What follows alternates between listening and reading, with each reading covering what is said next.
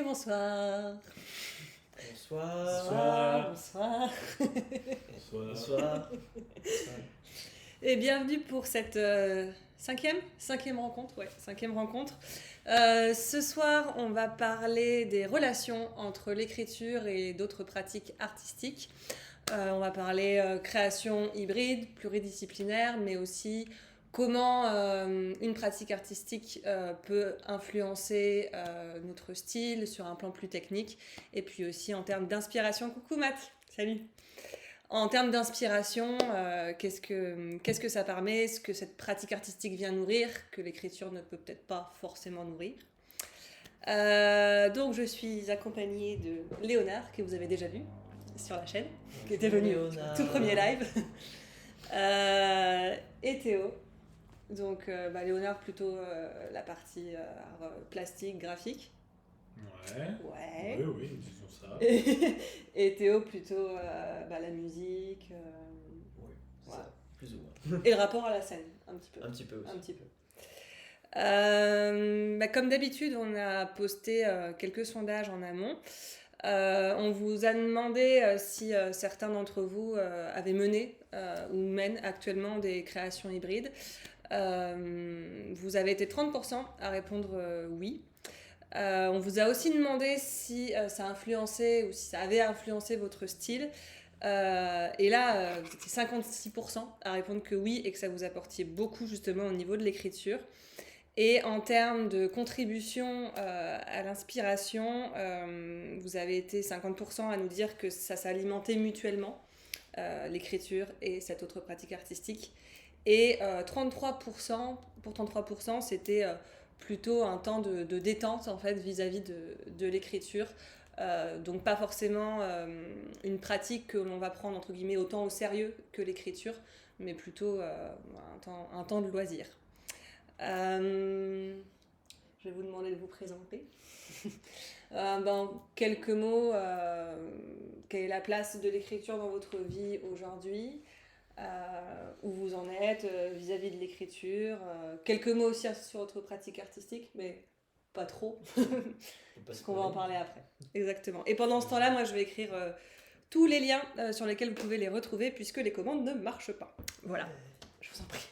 Donc on va meubler, si tu veux bien. Je vais commencer par meubler alors. Du coup, moi c'est Théo. J'écris depuis à peu près le lycée et après une licence de lettres modernes, j'ai fait un master métier de l'écriture à Toulouse. Donc t'es aussi issu Pauline. Et Léonard. Mais ça je le savais. On va pas prévenir. Et du coup, quelle place ça a dans ma vie? Une place, je dirais, importante dans le sens où je veux en faire ma vie concrètement. Je me vois pas ne plus écrire, je ne me vois pas ne pas à terme envisager ma vie autrement. Voilà, parce que l'écriture, elle change la vie aussi. Je pense qu'on peut tous s'en rendre compte à ce niveau-là. Et après, à ce niveau où j'en suis, je publie de temps en temps des petites choses sur un site internet que on va partager très bientôt, qui s'appelle le collectif Murmuration, qui est un collectif d'écriture formé avec à l'origine 10 autres membres du master écriture, de ma promotion en tout cas. Et on propose des petits textes, des articles, des mises en voix, enfin en musique. Voilà. Et parallèlement à ça, je vais donc normalement dans les mois qui viennent être publié chez Maestrom, qui est une maison d'édition belge au format booklet, donc c'est des formats poésie d'une 40aine de pages. Trop bien, bravo. Merci. Il me tarde. Et voilà, ce serait un premier livre, une première publication officielle. Parce qu'à part ça, à part sur Murmuration et puis de temps en temps des petites revues à droite à gauche, j'ai pas vraiment publié de manière officielle. Ok. Voilà. C'est bien, ça va faire déjà. Faut commencer par le premier. Ouais, voilà, le premier c'est celui qu'on anticipe le plus, je pense. En tout cas. Non. Je t'assure que non. C'est celui que tu attends le plus. Voilà, parce qu'on le plus longtemps. Voilà, parce que la première publication tarde toujours à arriver a priori. Dès que t'en as créé un deuxième, tu as tendance, enfin moi en tout cas j'ai eu tendance à rejeter le premier, à dire c'est de la merde. Ouais, voilà, c'est ça. Ouais. Alors, Mais faut oui, on assumer. l'attend très longtemps le premier. Faut quand même assumer, faut être sûr. Moi j'assume, moi Ça va. j'assume, et y compris le côté cringe. Ah ouais, vraiment jusqu'au bout. Ouais, si jamais on me dit c'est un peu cringe quand même, je dis oui, mais tu sais, j'étais jeune. Je sais d'où je viens. C'est Oui, ça, voilà, je c'est sais ça. d'où je viens. Je ne crois pas au génie. Oui, voilà, Je il faut travaille. Ouais, faut c'est avoir ça, je crois au des travail. phrases Ouais. Voilà, c'est ça. Enfin, du coup, voilà, c'est à peu près tout pour moi pour l'instant. Alors moi, donc du coup on vient du même master mais pas de la même promo. Donc littéraire, tout ça, au niveau des études, tout pareil. Euh, Moi j'ai fait le master un tout petit peu avant toi, donc je suis un tout petit peu plus avancé dans ma carrière, mais à peu près à la même période j'ai pris les mêmes décisions que toi, ce qu'on disait en Oui. off tout à l'heure. Et moi ça fait 5 ans que je suis professionnel en écriture, alors dans le jeu vidéo spécifiquement, parce que c'est ça qui paye.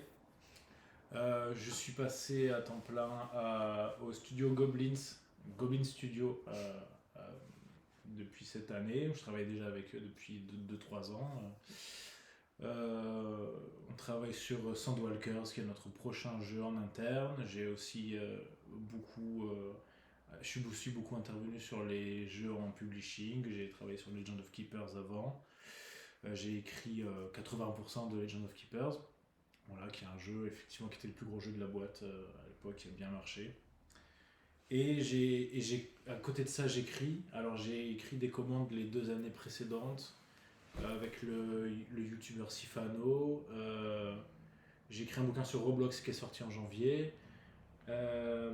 J'ai écrit 2 bouquins de fantasy en projet personnel, donc dans 2 maisons d'édition différentes, La Confrérie de l'Imaginaire et Papito Édition. Ça s'appelle La Quête des Midas et Cagador del Diablo. La Quête des Midas qui était mon premier bouquin, et qui effectivement quand je donne à lire, Il y a une note de l'auteur. je préviens mes camarades en disant je trouve c'est un peu cringe et tout. Et là j'ai un bouquin qui devrait sortir d'ici l'été aux dernières nouvelles. Il n'y a pas encore de date, mais j'embête mon éditeur tous les mois en disant alors il sort quand, Et les dernières nouvelles c'était il devrait en début juillet il devrait être dans la librairie et avant sur internet. Voilà, c'est le journal de Fersac. Et ça c'est mon plus gros projet de toute ma vie jusqu'à maintenant, et que j'ai effectivement attendu très longtemps, que je me suis énormément battu pour qu'il sorte. Et voilà.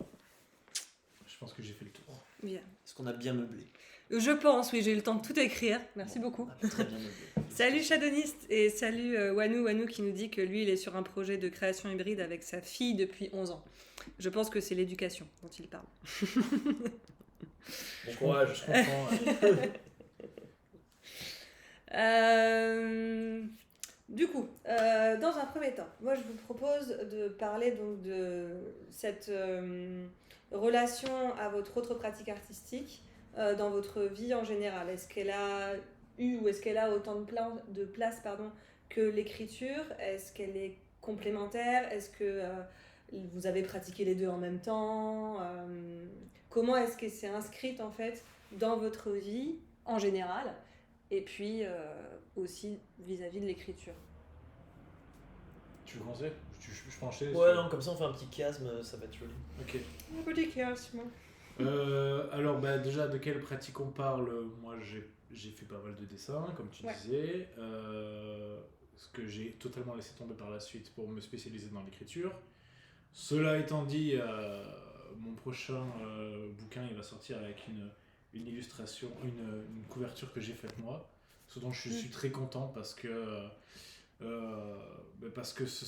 j'aurai l'impression d'avoir tout maîtrisé dans le livre, y compris le premier contact, qui est pas forcément, qui est certainement pas une couverture que une maison d'édition commerciale classique aurait faite, quoi. Et donc ça j'en suis très content parce que c'est un projet personnel pour le coup là, c'est une partie de ces projets où on aime pouvoir assumer de bout en bout la totalité, quoi. Ouais. Donc fidèle à toi-même. Ouais, exactement, fidèle au livre surtout. Voilà. Ce qui est très important parce que ça arrive quand même régulièrement que les auteurs sortent un livre qu'ils n'aient aucune maîtrise par la suite et qu'ils Ouais. le reconnaissent plus ensuite. Couverture. Après, ça dépend le degré d'engagement qu'on a envers le livre. Hein. Il y a aussi des livres, ça va juste être des produits et ça peut s'assumer aussi. Voilà.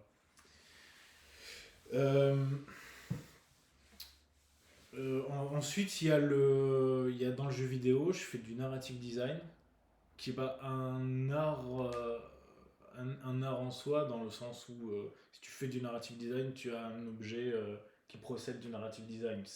C'est un art qui participe à la totalité du jeu vidéo. Et là-dedans, on fait plein de micro-tâches qui sont et artistiques et pas artistiques. Donc il va y avoir du design qui va être très technique, mais qui a quand même une vision artistique derrière. Et concrètement, ce que ça veut dire, c'est se farcir des documents pour expliquer comment on veut que se passe l'action dans le jeu, etc. C'est de la direction en fait. Et puis énormément de direction artistique. Direction artistique en bande dessinée, en jeu vidéo, en cinéma dans le sens cinématique de jeu vidéo, parce qu'il reste quand même du cinéma, sauf que ça se passe sur 3 minutes quoi. Ça dépend les jeux. Oui, ça dépend des jeux. Moi je travaille sur des jeux indépendants, donc c'est pas Red Dead Redemption où c'est littéralement du cinéma par tranche de 15 minutes à chaque fois. Et voilà, et là, effectivement, j'ai envie de dire, il faut il faut un œil critique sur l'image, de façon générale. Pas forcément connaître, pas forcément savoir le faire, parce qu'au final, c'est pas moi qui le fais, mais savoir ce qu'on peut faire, pourquoi, qu'est-ce que ça dit, etc. Je pense que j'ai fait un tour rapide. Ben, pour ma part, pour le coup, la musique, si on doit la quantifier en termes de travail abattu artistique, en tout cas, ce serait 50%. 50% de musique, 50% d'écriture, parce que j'estime que je touche aux deux à peu près au même niveau, avec pas forcément la même régularité, en fait, ça dépend de l'inspiration, mais ça on en parlera je pense plus tard. Mais en tout cas, oui, c'est deux choses qui cohabitent et qui ont toujours cohabité depuis aussi longtemps que je m'en souvienne. Parce que à la base, je n'ai pas commencé par écrire, j'ai commencé par jouer de la musique. Et quand on joue de la musique, on veut jouer avec d'autres gens en général. Donc quand on joue avec d'autres gens, il faut qu'on se mette d'accord sur ce qu'on veut faire. Et quand on se met d'accord sur ce qu'on veut faire, l'une des réponses possibles, c'est faire des compositions. Sauf que quand on a un chanteur ou une chanteuse, il faut qu'on ait quelque chose à dire en chantant. Et donc là, il faut que quelqu'un se colle à l'écriture des paroles, sachant que le projet à l'époque dans lequel j'étais rentré n'avait pas pas d'auteur à proprement parler. Donc je m'y suis collé d'abord. Et finalement, le projet est tombé à l'eau, mais j'ai pris goût à l'écriture, juste le simple fait d'abord d'écrire pour la chanson, pour la musique.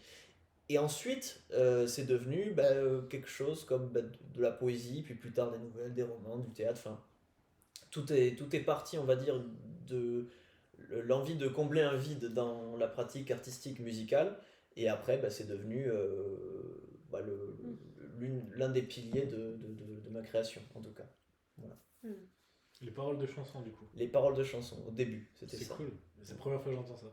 Je sais pas, mais il fallait que quelqu'un le fasse. Ouais. Donc je me suis dévoué. Voilà. Après, je pense quand même que, comme beaucoup de personnes, il y a des gens qui ont des prédispositions ou pas. Et pour moi, ça m'a paru plutôt facile, même si le résultat n'était pas excellent. Mais il y avait déjà quelque chose en moi qui réclamait peut-être cette partie de l'expression, on va dire, la partie textuelle, la partie vocale, on va dire. Voilà. Et donc il y avait un rapport à la musicalité qui était déjà du coup... Mais pas forcément à la musicalité, parce qu'à la base, moi, je n'écrivais que le texte. J'étais pas le chanteur. Okay. Le chant, je m'y suis mis vachement tard. Mais j'étais juste dans la quête d'un propos à formuler de manière à ce que ça puisse être dit, chanté facilement. Donc c'était plus ça à la base c'était ça la vocation en tout cas de mon écriture à la base. Puis je me suis rendu compte que j'éprouvais énormément de plaisir, c'était très grisant d'imaginer des textes, etc. Et de se dire quelqu'un va les mettre en voix, ça va être intéressant. Et d'ailleurs c'était quand le premier groupe qui a on va dire, fonctionné. Dédicace à Smoke d'ailleurs, hein, si vous êtes sur le live. Le premier groupe qui a fonctionné, j'avais envoyé donc juste un texte à une amie guitariste et chanteuse qui m'avait dit ouais, moi j'arrive pas à écrire. Mais moi je lui ai envoyé un texte que j'avais juste écrit comme ça. Et un jour elle me fait écouter un truc comme ça. Je dis ah ça sonne bien, c'est quoi Elle fait bah, c'est ton texte. Je fais ah mais c'est intéressant. Vas-y, on peut faire un groupe comme ça. Et c'est comme ça que ça avait commencé. Donc après, bah, j'ai été l'auteur des textes du groupe, et puis après la composition, on se les partageait. Mais c'est vrai qu'à partir de ce moment-là, bah, je me suis dit, bah, l'expression textuelle, il y a peut-être quelque chose, ça peut devenir sérieux, et donc là, je me suis plus porté vers la forme brève, donc poésie, nouvelle, et puis après, bah, je suis passé à d'autres choses. Même si, on va dire, la chose qui me satisfasse le plus, en tout cas, c'est l'écriture de poèmes ou de chansons. Enfin, quand je parle de l'écriture, juste dans la création de l'écriture, c'est ça qui me fait le plus plaisir. C'est le moment où je me dis, ouais, c'est là où je suis efficace, c'est là où je prends le plus mon pied, et c'est là où je me dis, ça peut avoir le meilleur retentissement. Voilà. En tout cas, voilà, c'est là l'origine et le niveau d'implication dans mon parcours de la musique et de l'écriture. Donc 50%, on va dire. C'est marrant que tu dises, il y a un des deux arts que tu pratiques, que tu t'es mis à pratiquer parce qu'il faut le faire pour compléter le premier. Ouais. Et en narrative design, c'est un peu mon cas aussi, dans le sens où moi j'avais pris la décision de me focaliser sur l'écriture. Donc en fait je faisais déjà des modes à côté, donc en fait je faisais de level design et tout, je faisais tout. Et en tant que professionnel, en indépendant en tout cas, trouver que écriture, c'est assez complexe. Et il faut quelqu'un pour faire le narrative design. Et ben, du coup, moi je m'y suis mis. Et je m'y mets de plus en plus d'ailleurs, dans le sens où on m'a confié de plus en plus de responsabilités ces derniers temps. En fait, plus je le fais et plus je suis content d'avoir la maîtrise de la façon dont le scénario va se dérouler dans le jeu. Et c'était un peu pareil pour le dessin aussi d'ailleurs, qui était je fais un portrait de personnage en écriture et je me dis je le visualise pas bien, alors je le dessine. Ce que je préférais dessiner d'ailleurs, c'était le personnage. Oui, parce que le dessin, par rapport à l'écriture, c'est intervenu quand tu dessinais quand tu étais plus jeune, oui. Tu vois. Moi j'ai toujours dessiné. Je m'étais même mis à l'écriture à un moment donné avec l'idée que mes parents sont tous les deux artistes. Avec l'idée que au moins l'écriture, comme ils connaissent pas et comprennent rien, ils pourront pas critiquer. Parce que je voulais pas qu'ils critiquent mes dessins. Ouais. Ça c'est mon domaine. C'était mon domaine. C'était une des premières motivations à l'écriture. Comme ça, j'avais pas besoin de dessiner les personnages, je me suffisait de le décrire et c'était comme je voulais. Mais du coup, parce que vu que je pense, c'est ce qu'on disait aussi un peu tout à l'heure, comme c'est dans le cadre d'une commande, le jeu vidéo, etc. Qu'est-ce qui à la base, toi, te donnait envie d'écrire? C'est-à-dire, toi, le jeune toi qui commence à écrire, qu'est-ce qu'il écrit?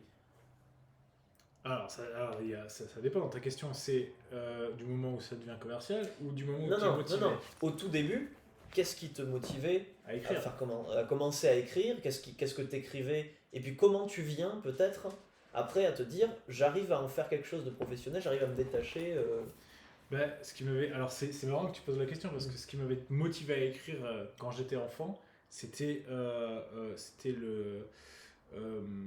comment ça s'appelait? C'était Warcraft 3, je crois. Ah oui, ok. C'était Warcraft 3 qui m'avait donné envie d'écrire, où j'avais commencé à faire des fanfictions parce que je trouvais que c'était bien, mais pas ouf, tu vois. Et j'étais persuadé que je pouvais faire un meilleur scénario que Warcraft 3. Et donc les premiers trucs que j'ai écrits, c'était ça. Et puis ensuite, en jouant aux jeux vidéo aussi, il y avait des éditeurs. Donc je me suis mis dans les éditeurs de niveau de certains jeux pour faire mes propres niveaux, faire mes propres modes, etc. Donc ça m'a conduit à faire du développement, même si je savais pas que c'était du développement.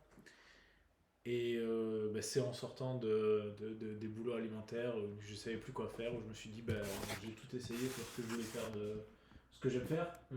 Et je me suis dit les jeux, il y a forcément quelqu'un qui les fait. Je vais aller voir des développeurs et je vais leur dire je vais faire ça quoi. Voilà ce que je sais faire. Et je vais travailler dans le jeu vidéo. Donc finalement c'était pas si éloigné que ça parce que non, moi quand je disais comment, je me suis dit ça se trouve c'était pas du tout ça que tu écrivais spontanément. Non, Mais en fait, si, complètement. Non. L'image a été coupée, je Oui. relance, donc juste 2 secondes avant que vous repreniez. Faut pas perdre ce que vous êtes en train de dire en fait.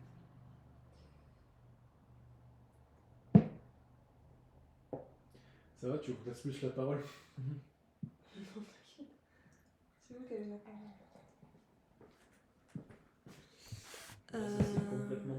On n'a pas l'image, ce qui est bizarre parce qu'on est toujours sur le lien. Est-ce que vous nous entendez? Je pense, oui. Zelensky, est-ce que le chat répond? Ça arrive. Ça arrive souvent? Le Ça chat arrive, je sais répond. que ça arrive. Première fois que ça arrive Ah ouais? en apéro comme ça. Ouais. Je connais des giga youtubeurs. Ah, super. Je connais des giga twitchers Ouais, à qui ça on arrive nous de entend. ouf. Merci, merci. Qui a éteint la lumière? Bon. Au moins comme ça, c'est une preuve que c'est du direct. Clairement. On n'a pas coupé. Alors peut-être que c'est fait exprès. Il y a du monde? Je sais pas. Il y avait 7 Logique. spectateurs. Ah ouais? Ouais. Oui. On arrive, hein. on arrive. Il y a quelqu'un qui a très peur parce il pense être devenu aveugle. Voilà. Ah! Tac.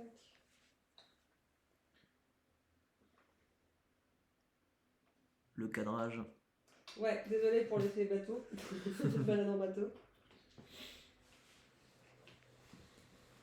Hop. Coucou. Nous sommes revenus.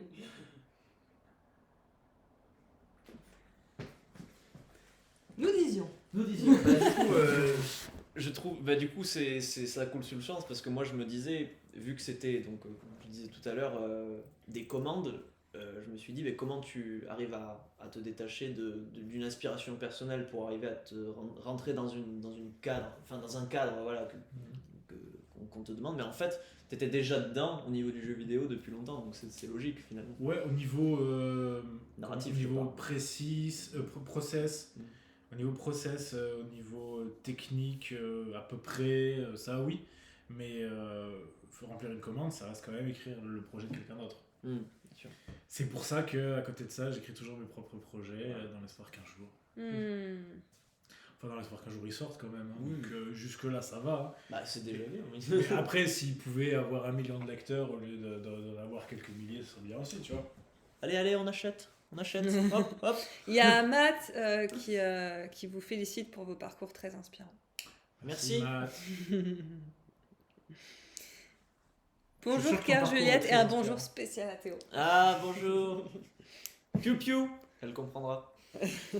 Collectif Murmuration, Exactement. c'est ça. Les oiseaux. exactement. Les oiseaux. J'ai. Les oisales. Et du coup, en termes de création hybride, justement, où, donc, bon, pour toi, le dessin, par exemple, va être lié à l'écriture, ou toi, la musique liée à l'écriture, est-ce que vous avez, toi, Léonard, t'en as déjà un petit peu parlé, mais des créations où vous avez vraiment mené les deux en parallèle? Vas-y, parce qu'il faut que je réfléchisse. Ouais, moi, ça me saute plus aux yeux, puisque à partir du moment où tu es auteur d'un texte de chanson et que tu fais aussi de la composition, techniquement, tu as fait cohabiter les deux de toute façon. Mais alors, si on doit parler à proprement parler, ouais, j'adore dire deux fois la même chose. Si on doit parler d'une création vraiment hybride où le texte n'est pas spécialement destiné à être mis en musique, etc. Ouais, ou être chanté. Voilà, ou être chanté. Alors, j'ai déjà travaillé dessus, notamment avec Murmuration, le collectif. Abonnez-vous, mettez la cloche. On a une passion avec certains de ses membres, c'est que on adore mettre en voix le texte déjà, parce que c'est une activité qui est chouette. Enfin, si on fait un peu de théâtre aussi, ça peut aider. Clairement. Et moi, c'est ce qu'on disait tout à l'heure. Je considère que le texte, il s'arrête pas au moment où tu as fini de l'écrire. Il s'arrête. Il va beaucoup plus loin et pour moi, le fait de le passer à l'oral, c'est tout aussi important que de l'avoir écrit et d'avoir fini comme ça. Mais en tout cas, on a une passion pour la mise en voix, et donc ce qu'on a fait notamment plusieurs fois donc, sur ce site-là, c'est des créations musicales, avec donc des ambiances composées ou juste plus nébuleuses, sur lequel on plaçait le texte. Et alors des fois le son était déjà, enfin précédait le texte, et puis des fois c'était l'inverse.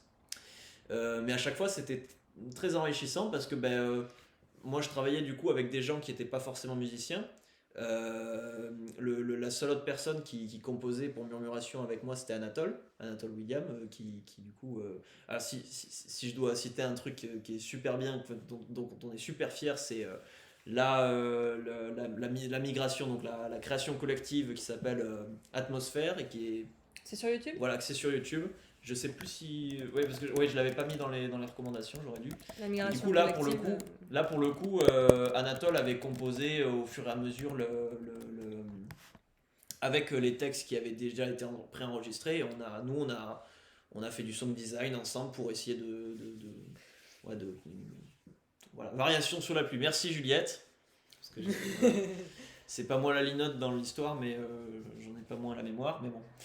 Donc voilà, il y avait ça, puis après il y a eu d'autres migrations, donc de travail collectif, où on a composé parfois à deux avec Anatole, soit moi plus tout seul avec Séraphin notamment, un autre membre du groupe. Donc ouais, ça s'est déjà fait, et j'aime tellement ça que je vais peut-être me lancer là-dedans. Je vais essayer de prendre des textes que j'aime bien, donc principalement des poèmes d'auteurs que je trouve intéressants aujourd'hui, et proposer une lecture avec éventuellement un accompagnement musical que j'aurais fait sur le tard en même temps. Voilà. Donc ouais, c'est déjà arrivé. Après, voilà, ça fait...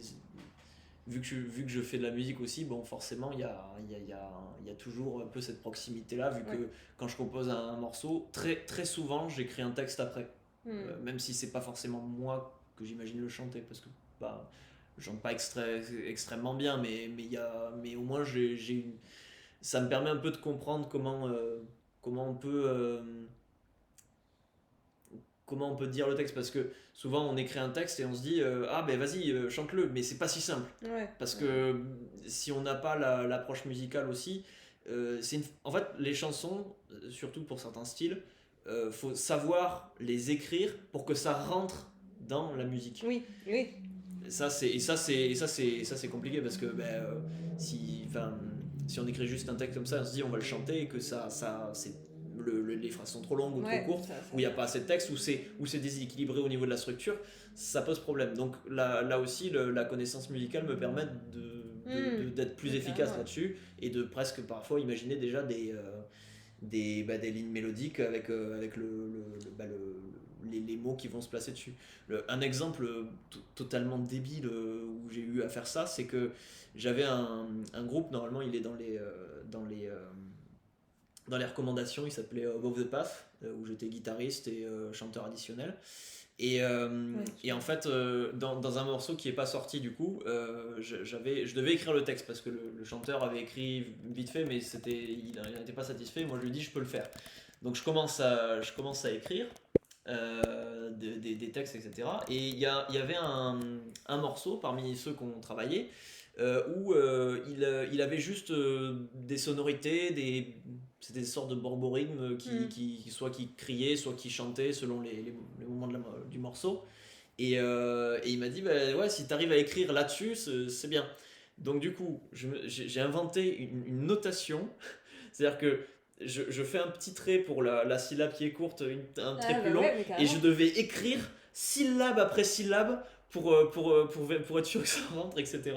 Parce que c'est du phrasé, quoi. Oui, parce que le truc c'est qu'en plus il joue de la guitare, donc il est pas totalement maître de lui. Tu peux pas faire n'importe quoi en même temps que la guitare, c'est vraiment difficile. Donc du coup il fallait vraiment que ça rentre pile dans les cases qu'il avait précédemment fait comme ça, juste en improvisant. Et je me dis, s'il sait faire ça en même temps qu'il sait faire la guitare, il peut chanter ce que je vais lui écrire. Et donc c'était une aventure assez unique, et j'ai rarement eu à faire ça, mais c'était très bien, je pense. Voilà. Et par rapport aux migrations dont tu parlais tout à l'heure, Mhm. les textes avaient été écrits en amont et Ouais. vous vous êtes dit on les met en musique ou Ouais, c'est- les textes avaient été. Alors, ça dépend lesquels, mais la plupart du temps, les textes sont déjà écrits. Et après on demande de mettre en voix, et puis nous, on fait la musique avec Anatole la plupart du temps. Cela dit, c'est pas forcément le cas parce que pour la deuxième migration, par exemple, où j'avais partagé donc, un temps de création avec Juliette qui est là, et Salomé qui faisait partie aussi du collectif.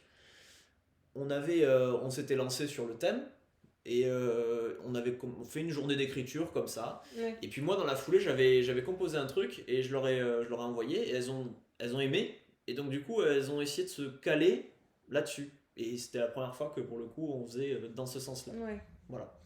Donc oui, il y a plein de façons de faire, il n'y a pas de bonne façon de faire, il y a juste à faire au feeling, je pense. Ouais, Parce que c'est surtout avec la musique, je pense que c'est une affaire de feeling et de sentiment, plus que d'intellectualisation. C'est plus Ouais. la part du texte, ça, je Ouais, pense. ouais.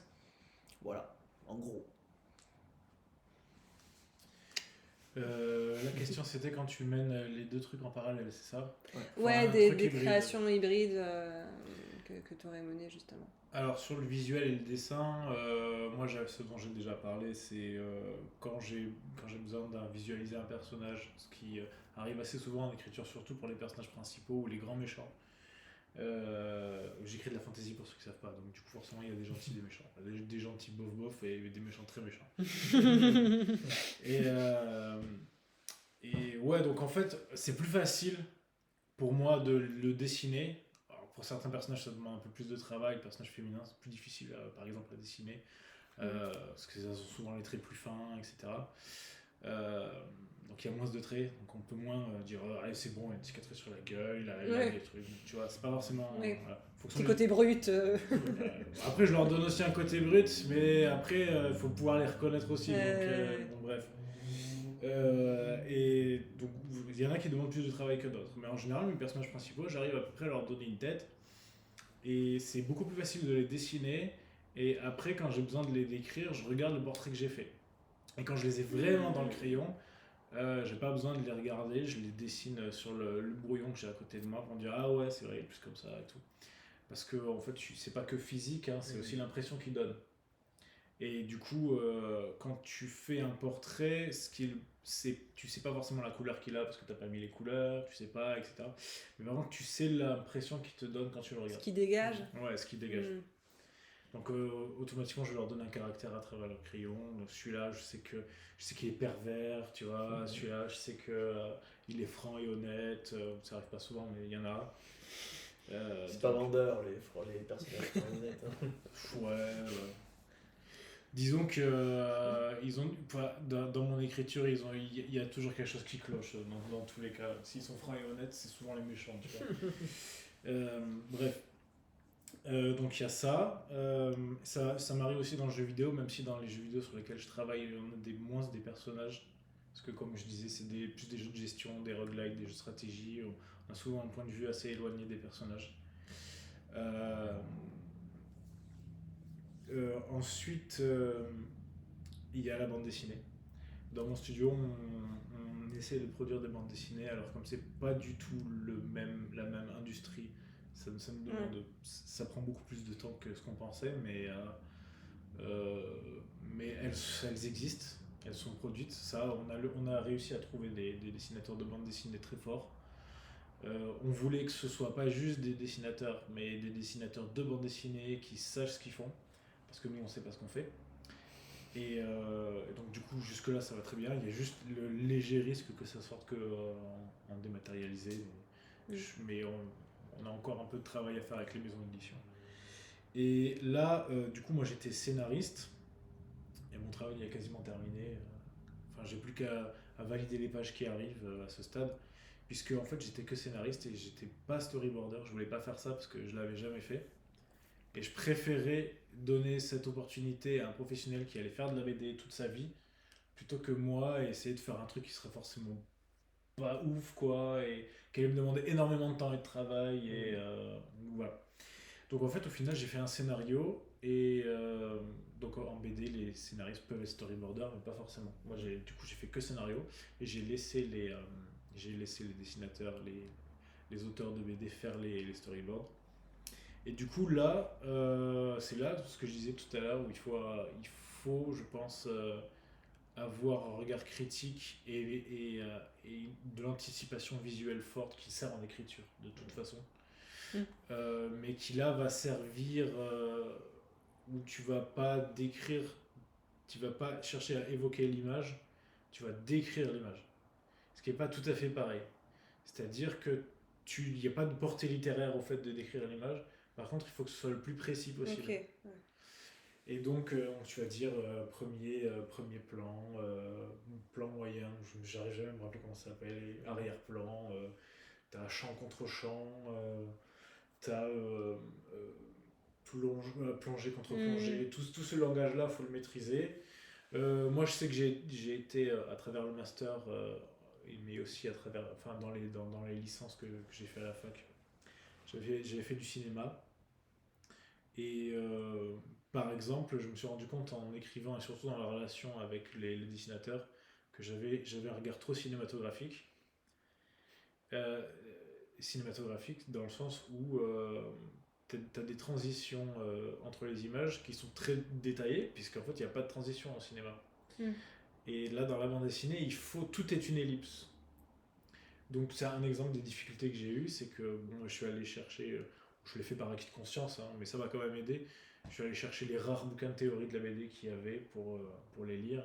Et effectivement, tout était ellipse, quoi. Il fallait systématiquement sauter à l'information suivante, la plus importante. Et donc il fallait que chaque case contienne un maximum d'informations, tous ces trucs-là. Et c'est un truc que je me suis confronté dès le scénario et que j'ai dû ajuster et corriger avec le storyboard. Ensuite, je me suis rendu compte que dans le storyboard, on voyait pas tout. Donc, on avait les crayonnés plus précis, et je me suis rendu compte qu'en fait, certaines cases que j'avais un peu zappées parce que je voyais les silhouettes, je me disais, ok, c'est bon, on passe. En fait, c'était pas ce que j'imaginais, ou c'était pas assez précis, ou l'attitude du personnage me convenait pas. Et donc là, à l'auteur, j'envoyais des extraits de vidéos, je devais remonter aux sources de mon inspiration. J'envoyais un extrait de film dans lequel j'avais pris cette expression particulière du personnage pour qu'il puisse s'y référer, des choses comme ça. Donc c'est un aller-retour, dès le départ, il faut se projeter dans le fait que tu donnes des instructions et que tu fais pas une œuvre d'art. Ouais. Mais ensuite, il y a tous les allers-retours qui vont après.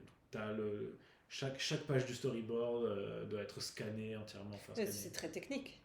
Mais en fait, c'est ça que j'essaie d'expliquer, si on peut l'expliquer très brièvement, c'est ça. Ouais. C'est que c'est hyper technique. Mais c'est pas une technique froide, c'est une technique dans laquelle tu vas devoir puiser, tu vas devoir remonter aux sources de ton inspiration. C'est vraiment ça. C'est-à-dire, qu'est-ce que tu as voulu dire là exactement? Pourquoi cette case-là, tu penses qu'elle est cool? Et si tu ne justifies pas, si tu peux aussi l'enlever. Hein. J'avais mis on a supprimé des scènes entières dans une des deux BD qu'on fait. Parce que ça cassait le rythme, parce que je me suis rendu compte que dans une BD, il n'y avait pas l'espace pour développer des arcs narratifs secondaires. C'est des BD format soleil, vous voyez, c'est action et action, fantasy, et en même temps, il n'y a que 50 pages, quoi. Donc il y a vraiment un espace très réduit, il fallait que ce soit... c'est un court-métrage de 20 minutes, quoi. Ouais. Ensuite, on retrouve un peu la même chose en narrative design, du coup, puisque je vais parler aussi un peu de ça, qui est les allers-retours avec le game design. Souvent, on est confronté en jeu vidéo à qu'est-ce qui est le plus important, l'histoire ou le gameplay. C'est une fausse question en tant qu'expérience utilisateur, parce que pour un joueur, c'est les deux évidemment. Sauf que ça reste des postes séparés assez souvent. Pas toujours, mais assez souvent. C'est difficile d'avoir les compétences des deux. Et du coup, il va y avoir toujours celui qui va être plus orienté game design et qui va avoir une économie, des mécaniques, qui sait qu'elles fonctionnent, tout en ayant en tête la thématique du jeu. Et toi, en termes de narration, tu sais les histoires que tu aimerais amener, et tu sais aussi qu'il faut amener à comprendre comment le jeu marche. Et donc là, c'est pareil. La seule chose ce qui marche le mieux, c'est ce qu'on fait intensément depuis quelques temps qui marche très bien, c'est il faut se parler tout le temps. Il faut faire des allers-retours constants et être capable de défendre sa position et aussi être capable de lâcher du lest. Il y a des points sur lesquels tu sais que le jeu sera pas intéressant s'il n'y a pas ça dans l'histoire. Et tu sais aussi qu'il faut absolument que ton histoire, elle explique cette mécanique du jeu. Même si toi, en termes narratifs, tu trouves ça... Enfin, c'est chiant de faire un tutoriel. Tu sais que le jeu, tu pourras pas jouer. Ouais, Si t'as pas le tutoriel. Mais c'est vachement intéressant, je trouve, par rapport à la question de la réception. Parce que dans le jeu, tu as l'utilisateur, mais la question de la réception, on se la pose aussi quand on écrit, toi. Est-ce que toi, ça se répercute justement quand tu écris vis-à-vis de la réception du lecteur? Est-ce que, par exemple, tu la prends plus en considération maintenant que tu as justement l'utilisateur dans le viseur aussi, quoi, quand tu travailles? Est-ce que ça a impacté la façon dont tu prends en compte le lecteur, en fait, quand tu écris? Alors, réponse courte, oui. Réponse longue, ça dépend du projet. C'est-à-dire, moi, donc en écriture, on parle des romans là. En écriture, j'ai vécu 3 types de situations. J'ai vécu la situation où j'ai décidé de m'en foutre. Alors, c'est à nuancer évidemment, hein. C'est totalement incompréhensible et que même toi, quand tu fais oula. Bon, là, il faut avoir un retour critique, mais tu sais aussi que. On a tous ce moment-là. Mais tu sais aussi que si toi ça te plaît, tu dis c'est bon. Tu vois, donc ça, c'est un projet. Si c'est un projet avec une ambition artistique forte et que tu sais à l'arrivée que ça plaira pas à tout le monde, tu dis ok, c'est possible. Autre situation, c'est la commande. Et là, tu ne cherches pas à plaire à ton lectorat, tu cherches à plaire à celui qui t'a commandé. C'est libérateur, dans le sens où si en face de toi, t'as pas quelqu'un qui va t'embêter et qui t'a pris parce qu'il aime bien comment t'écris, en fait, tu vas écrire ce que tu veux tout en sachant qu'il y a les interdits. Et en général, enfin, moi, c'est l'expérience que j'ai eue, ça passe assez facilement. Donc, en définitive, tu écris ce qui te plaît, quoi.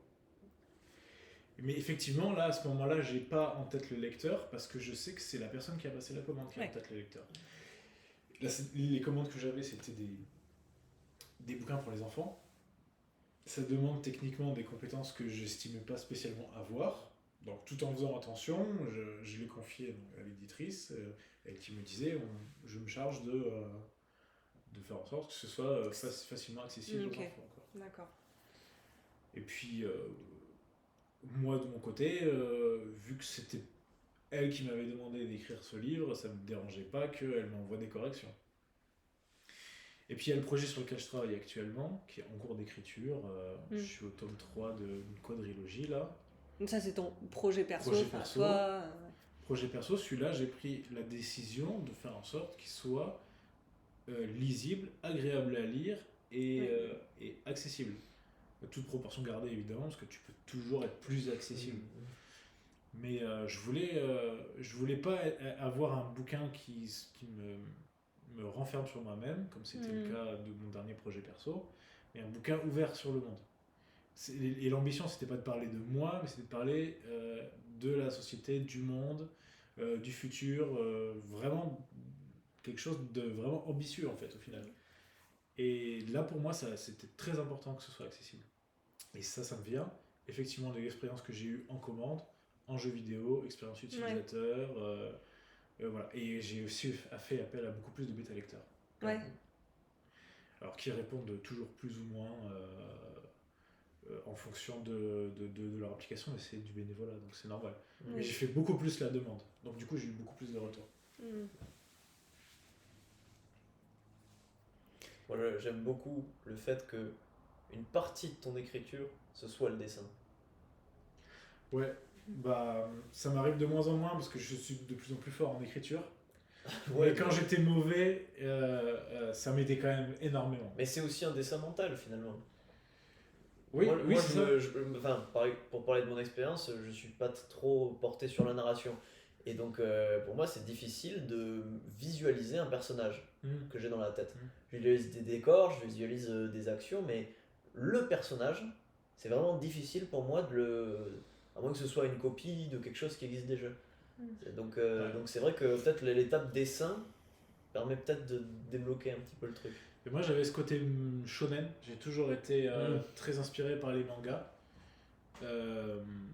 J'en ai pas lu des tonnes, hein, mais c'était l'esprit shonen que je trouvais passionnant. Et je me souviens, j'avais Bleach par exemple avec les fiches de personnages dans tous les tomes.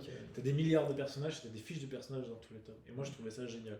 Et le personnage, ça a toujours été mon focus principal. Développer le personnage, mais encore plus que l'histoire en elle-même. Et donc effectivement, comme je te disais, le dessin, je sais pas dessiner en fait. Je sais dessiner le personnage que j'ai appris à dessiner spécifiquement pour pouvoir écrire dessus. Et ouais, effectivement, quand je galérais énormément à écrire, dessiner, c'était un peu la solution de facilité. Quand j'écrivais beaucoup à la main, ça m'arrivait souvent de faire mon manuscrit à la main et puis de faire le dessin et de continuer à écrire. Comme faisait Victor Hugo, ou Tolkien était beaucoup plus propre que ça, mais il dessinait énormément aussi. C'est quelque chose d'assez courant en fait, au final. Peut-être moins maintenant qu'on est sur des ordi, mais à l'époque ça se faisait beaucoup. C'est vrai que la main est plus libre. On se prend à divaguer, justement. Ouais. On ne trouve pas, on réfléchit, et puis... Ce qui fait que le manuscrit, aujourd'hui, ce type de manuscrit-là, on les considérait comme des œuvres d'art déjà achevées, en fait. Ouais, complètement. Ouais. Ce que je fais beaucoup, en fait, maintenant, enfin beaucoup, un peu, mais je le fais toujours, même sur mon dernier projet, c'est faire des faux manuscrits vraiment à la main, où j'écris des extraits de texte, je fais un dessin, et après je le colle sur le mur, et je me dis, mon manuscrit, c'est ça. Et puis après, je le fais sur Google, comme tout le monde. Ouais. Là, chez moi, là, j'ai dans mon bureau, mon bureau est recouvert de notes, de cartes, et là, je fais des avis de recherche, c'est des fiches de personnages. Sauf que c'est des avis de recherche. Et tous mes personnages principaux ont un avis de recherche. Ah, c'est énorme ça. Ouais. Mais c'est toi qui les recherches en fait. Et ouais, c'est ça. En le disant, tu vois, je me suis dit, c'est profond. Et oui, c'est trop bien. Et je fais ça maintenant dans les romans aussi, je fais des fiches de personnages. Alors, je fais pas les dessins, je fais que des textes maintenant, mais je m'inspire de ces fiches de manga, faire des fiches de personnages pour que les gens se repèrent mieux dans le texte. Ce qui témoigne aussi du fait que j'essaie d'être plus accessible. Ouais. De toute façon, t'as pas le choix. Moins t'es accessible, moins t'as de lecteurs. Moins t'es lu, C'est mécanique là, pour le coup. Là. Et si on parle un peu plus technique et style, comment est-ce que ça a impacté votre écriture, par exemple, pour toi peut-être en termes de rythme ou de musicalité du texte, quoi. Voilà. Moi je pense à l'aspect peut-être davantage visuel pour toi, parce que tu parlais des descriptions, de la narration. Comment ça s'est manifesté et incarné ensuite dans votre écriture? Tu réponds, tu as beaucoup parlé. Alors, il y a deux cas de figure possibles là encore. Comment ça a influencé mon écriture?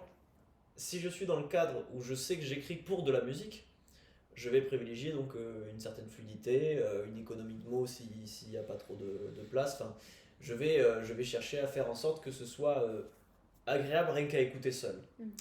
Cela dit, dans les autres projets que je peux avoir, donc notamment la poésie ou la littérature, on pourrait se dire que mon naturel de musicien voudrait que mon écriture soit plutôt musicale, alors que pas du tout, parce que je considère surtout en littérature la plupart du temps que beaucoup de ce qui forme, on va dire, le rythme du texte ou les sonorités,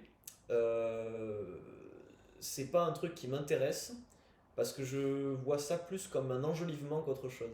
C'est-à-dire que qu'est-ce que j'ai à dire, comment je le dis, c'est comme ça que c'est la question que je me pose. Ton propos, quoi. Quel est le propos? Et écrire en rime pour écrire en rime, pour moi ça n'a aucun sens aujourd'hui. Je comprends tout à fait.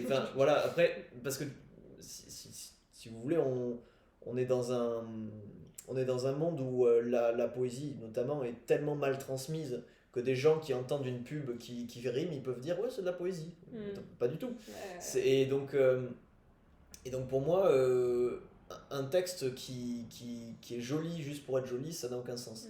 Je considère que tout doit être du ressort intellectuel et sur le sens. C'est-à-dire que si j'ai envie de faire des allitérations, des paronomases, voilà, ça aura un sens propre, mais ce sera pas là gratuitement. Oui, ça servira le Voilà. propos. Alors que si c'est dans une musique, là ça servira plutôt la musicalité parce que la voix aussi doit être un instrument. Donc je vais concentrer des sons à certains moments parce que je sais que c'est des sons percussifs. Il faut que faut que ça tombe bien au bon endroit.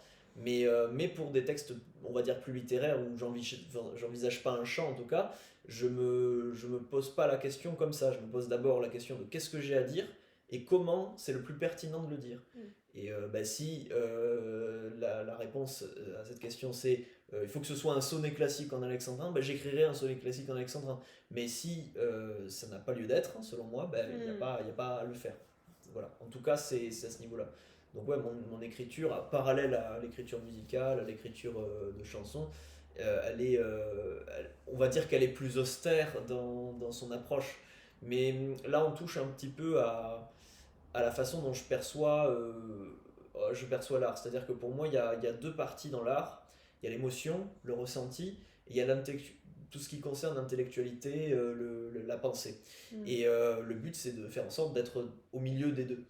Et le truc, c'est quand j'écris, je suis plus du côté intellectuel, et quand je compose, je suis plus du côté spontané, sensible, même si les deux s'alimentent, mais je vais plus être d'un côté de la barrière que de l'autre selon le projet. Voilà, en tout cas, comment je me place vis-à-vis de ça. En tout cas. C'est marrant ce que tu dis. Moi j'ai fait un peu de musique, mais j'ai jamais fait le lien avec la littérature. Et j'ai toujours été très jaloux des musiciens. Parce que la grande tragédie de la littérature pour moi, c'est qu'elle est silencieuse. Et quand t'as une chanteuse de punk ou un métalleux qui se met à hurler un mot, toi quand tu l'écris, il n'a pas du tout le même impact, quoi. Et c'est terrible. C'est terrible quand t'es auteur, t'entends un truc, ça te procure plein d'émotions. Toi t'essaies de le restituer, tu ne sais pas comment parce que tu ne peux pas faire la même chose. C'est vrai qu'à ce niveau, mais après il ne tient qu'à toi de le mettre en voix aussi, mais il y a des écrivains qui sont pas faits entre guillemets pour lire. On a tous nos talents, j'imagine, donc et nos facilités. Donc c'est vrai que quand quelqu'un chante juste un mot, on peut y voir une certaine poésie dans la façon dont il transmet son émotion, dans comment il fait durer la note ou la fait pas durer, etc. Et presque ça a un sens nouveau quand on me le dit.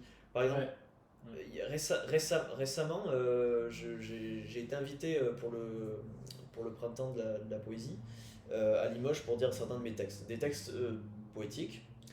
Et donc certaines des personnes dans l'auditoire avaient déjà lu mes textes et c'était la première fois qu'ils m'entendaient les dire. Et ils me disaient ah ouais mais ça sonne différemment. Donc le fait de passer par l'oral peut débloquer des choses, peut faire se rendre compte de pas mal. T'as un rapport sensible qui est tout autre, quoi, c'est clair. Qui passe aussi par l'interprétation. Mais ça c'est un travail pour moi l'interprétation c'est pas le travail de l'écrivain ou du compositeur, c'est le travail du musicien ou de l'interprète. Voilà. Et ça c'est encore autre chose. Mais voilà, on peut avoir plusieurs casquettes. Alors à ce propos, nous en tant qu'écrivain on est obligé de mettre des mots autour des mots qu'on veut faire sonner déjà. Mais en faisant ça, on peut appeler le lecteur à le lire d'une certaine façon. Ça je le tire pas de nulle part, c'est Structure du langage poétique. Qui est un très vieux livre avec plein de conneries, mais qui a quand même mis le doigt sur un truc qui moi m'a toujours énormément frappé, m'a toujours servi. Et c'était en fonction du style que tu apportes et de ta rhétorique et de ta construction, tu vas faire comprendre au lecteur qu'il doit le lire d'une certaine façon. Et là c'est la partie intellectuelle, mais sans être intellectuelle, c'est-à-dire qu'il ne le sait pas forcément. Un exemple tout simple, quand tu vois des vers, tu sais que c'est de la poésie. Donc tu sais que tu vas devoir l'interpréter de façon poétique. Et pourtant. Oui, mais le lecteur sait déjà ce qu'il est censé comprendre. Il a un prérequis peut-être. C'est ça que je veux dire. Et il sait que c'est pas c'est pas une recette de cuisine, tu vois. Il sait qu'il va devoir l'interpréter de façon poétique. Et je pense qu'une partie du recherche du style, c'est ça. C'est avoir cette souplesse de mettre le lecteur en situation qu'il comprenne la façon dont il doit lire et interpréter. Ouais. Et c'est aussi, ça on en revient à ce qu'on disait tout à l'heure, c'est à quel point il faut être accessible. Mais à mon avis, il faut être accessible à ce point-là. Et à mon avis, c'est le point le plus difficile. C'est-à-dire, t'es pas juste compréhensible, t'es pas juste agréable à lire, c'est que t'arrives à faire passer l'émotion, à mettre le lecteur en disposition de Pour qu'il puisse comprendre. être réceptif, justement. En fait, il faut le mettre en situation d'être réceptif à ce que tu Ouais. veux lui dire réellement. Ouais. Et à mon avis, là, toute la difficulté, elle est là. Ouais. Toute la difficulté, elle est là, d'autant plus que la littérature, elle est silencieuse. Voilà. Ça, c'est vraiment une tragédie. Mais d'ailleurs, justement, pour parler de cette interprétation-là, il y a des gens, quand on entend les auteurs dire les textes, Ouais. on est parfois déçu parce que c'est pas du tout la musique qu'on s'imaginait. Ouais. Je veux dire, moi par exemple, j'adore Éluard, c'est l'un de mes poètes préférés. Ouais, moi aussi, j'adore. Voilà, j'ai écouté une captation radio de lui qui lit un de ses textes. Oh putain, on dirait qu'il a 90 ans et qu'il a cané, il sait pas lire. C'est pas lire. Et c'est, enfin après en tout cas c'est peut-être pas comme ça que nous on le lirait aujourd'hui, mais un mythe. J'avais entendu un gars qui disait que il était fan de René Char par exemple, mais que quand il avait entendu René Char dire ses textes, il a dit mais un mythe s'est écroulé. Je ne percevais plus sa poésie comme ça. Ça n'enlèverait un Ouais. poète, quoi. Mais Ça n'enlèverait effectivement, un poète, on mais pas le- forcément interprète. C'est ça. C'est là que tu te rends compte, Donc, c'est un autre ouais. métier. Quoi. Ouais. Du coup, c'est vrai que c'est dur d'arriver au point où tout le monde enfin, tu donnes le là dès le début, dès la façon dont tu perçois le texte comme il faudrait qu'il soit dit. C'est vrai que je pense que c'est le plus compliqué. Ouais. Mais d'ailleurs, je recommande sur ce point-là d'écouter des livres audio. Parce que là, pour le coup, c'est des professionnels. Oui. Alors, il y en a des meilleurs que d'autres. Hein. Mais quand tu as un livre écrit avec un style qui se veut être très oral, je pense à Céline par exemple, Ouais. surtout ses premiers livres, parce que je sais ça a été une longue chute, Céline. Donc, je recommande Céline, je suis obligé parce qu'on parle de ça, et je recommande surtout ses premiers livres. Parce que lui, sa seule ambition, c'était de faire des livres oraux. Et ça pour moi, je trouve que ça a très très bien marché. Et les livres audio sur Céline sont. En fait, quand tu le lis, ça te perturbe parce que c'est difficile à lire en fait. Parce que la littérature écrite et ce que tu entends, c'est des langages tellement différents. Et lui, il a tout fait pour que ce soit un langage oral écrit. Et quand c'est quelqu'un qui le lit dans un livre audio, ça passe vraiment hyper bien, quoi. Ouais. Le texte porte déjà ça, en fait. Ouais. Et souvent, on recommande aux auteurs de lire leur propre texte à haute voix. Alors, Le gueuloir. Voilà, donc c'est vrai, c'est bien, mais il faut quand même pas oublier que quand c'est écrit, c'est une autre langue. Donc ça dépend ce qu'on veut faire réellement. Oui, par exemple, moi je pense au dialogue, à ce moment-là, ça peut être pertinent de passer par l'oral. Alors j'en parlais récemment sur Twitter, des dialogues. C'est particulier parce que tu dois réussir à faire croire, à donner l'impression, pas à faire croire, à donner l'impression au lecteur que ce sont des gens qui parlent, sauf qu'ils ne peuvent pas parler comme les vrais gens. Non. Parce que les vrais gens disent beaucoup de choses inutiles simplement par juste rapport chimique avec les autres. Genre, t'as vu. Genre t'as vu. Bonjour, au revoir, tu vois. Tout ça, ça alourdit trop le texte.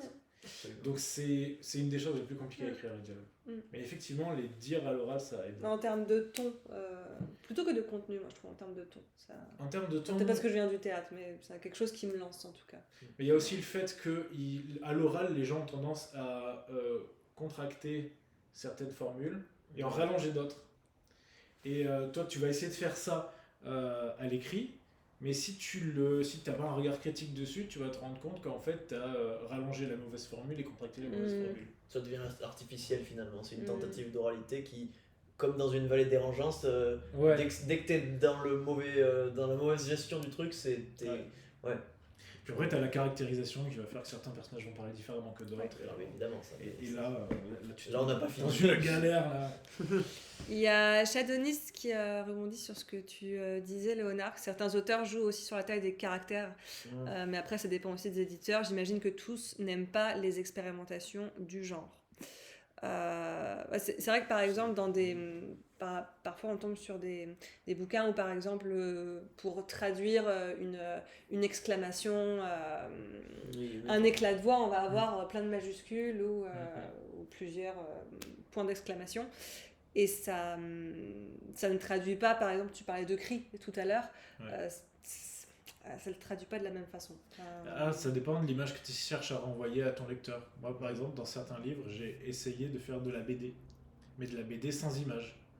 Donc, il y a plein de points d'exclamation, il y a des grands textes, il y a beaucoup de gags, vraiment à la Joanny Pierre-Louis, à la BD franco-belge. Et je pense que ça marchait. Mais si tu fais ça dans, je sais pas moi, un bouquin très sérieux, mettons, de façon générale, effectivement, les gens ils vont trouver que c'est une faute de goût. Après, il y a les goûts, quoi. Enfin, les goûts et les couleurs, c'est toujours pareil. Mais ça, c'est... Mais ça commence à s'intégrer aussi dans le texte, en fait. Dans le contexte que tu fabriques avec ton livre. C'est ça. Ouais. Enfin, on en revient à ce que tu disais aussi, je trouve, de donner finalement le rendre accessible, pour mener le lecteur à ce que tu veux lui faire ressentir ou l'univers, là où tu veux l'amener en fait. Si ça arrive effectivement comme un cheveu sur la soupe, c'est... Et sinon, pour les livres qui utilisent la mise en page, La Maison des Feuilles, qui est sortie cette année ou l'année dernière, en français, qui est sorti en français il y a quelques temps, et qui est un livre complètement déconstruit. Vous ne connaissez pas? Non, C'est un auteur, j'espère pas trop dire de conneries parce que je ne l'ai pas lu, mais j'en ai beaucoup entendu parler quand il a été traduit en français. Il a été traduit par Claro, il me semble. Et c'est un livre qui fait beaucoup de mise en page de textes très bizarres, etc. Et qui est en fait une espèce de livre enquête sur une situation fantastique dans une maison. C'est un livre d'horreur. Et où tu as plein de témoignages, des mises en page bizarres, et où tu as l'impression au final que le texte, le phénomène physique bizarre qui se déroule dans cette maison influence directement le texte. Apparemment c'est très dur à lire, mais c'est une expérience autant graphique que littéraire, quoi. C'est assez unique, donc je pense que je le lirai de toute façon tôt ou tard, mais effectivement c'est assez connu dans ce domaine-là. Mais après, pareil, au niveau de l'expérimental, là, la poésie, pareil, il y a tout et n'importe quoi là, dans la modernité, etc. On pourrait juste, pour parler juste des caractères, on pourrait juste parler des calligrammes. Oui, c'est ça. Ouais. Déjà, là, comment on lit un calligramme? Est-ce que la forme que prend la lettre ou le mot, est-ce qu'il faut le lire différemment? Ça aussi, on peut questionner ce genre de choses.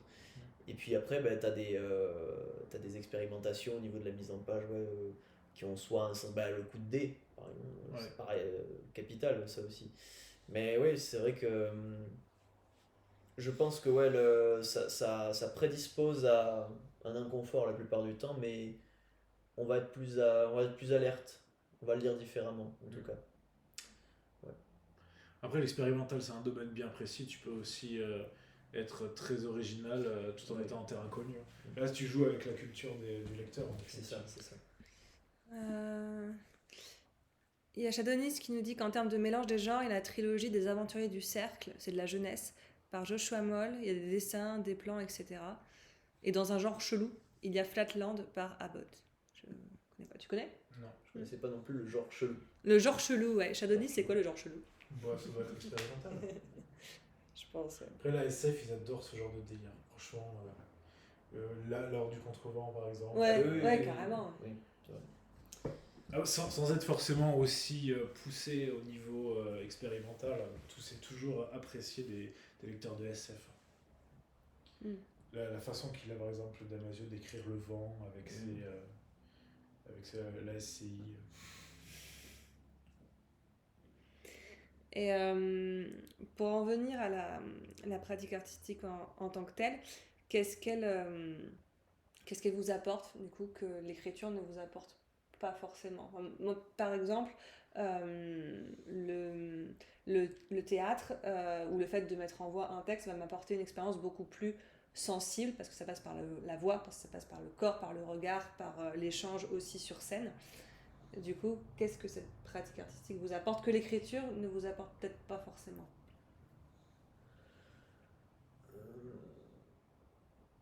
Qu'est-ce qu'elle vient nourrir? Pour ma part, en tout cas, qu'est-ce qu'elle m'apporte? C'est pas forcément une façon de nourrir ou quoi, mais c'est quand je joue d'un instrument, juste comme ça, pour le plaisir, j'ai l'impression que ça me régule. Pour mettre un exemple de ça, il y a quelques temps, par exemple, j'étais très stressé par quelque chose. Ben, je prends un instrument et je m'y consacre, je sais pas, 10-15 minutes pour juste jouer ce qui vient. Et ça, il y a quelque chose qui se passe et ça. Ouais, c'est presque comme une auto-hypnose en fait. Tu bricoles, etc. Je pense qu'il y a la même chose avec l'écriture, mais dans une moindre mesure, vu qu'on accouche plus difficilement, alors que là, c'est la musique, en tout cas, permet comme c'est plutôt du côté de l'émotion, une spontanéité que n'a pas forcément toujours l'écriture, ou dont on accouche petit à petit, en tout cas. Donc ouais, c'est de jouer ou de composer, il y a quelque chose qui me fait énormément de bien à l'intérieur, c'est très cathartique. Et ça passe autant pour une écoute passive d'un morceau, parce que écouter un morceau qui fait plaisir, ça vide, on se sent mieux, etc. Comme on pourrait avoir cette sensation après un bon livre. Et pareil quand on compose ou quand on joue. Mais c'est presque. Enfin, certains appelleraient ça du sacré en fait, c'est un moment de communion, un moment où on sort presque du monde de soi-même. J'ai mon colocataire avec qui je fais la musique, il me disait par exemple que il y avait des moments où quand il jouait ou quand il chantait, il avait l'impression de parler à Dieu, comme s'il priait dans sa tête. Ouais, Et même, on peut être croyant ou pas, mais il peut y avoir une manifestation qui nous transcende, qui nous change. Ouais. Alors qu'on fait que. Oui, au-delà de considérations religieuses. Hein. Voilà, oui, non, voilà. Parce que moi je dis sacré, mais on pourrait parler de sentiments océaniques ou de.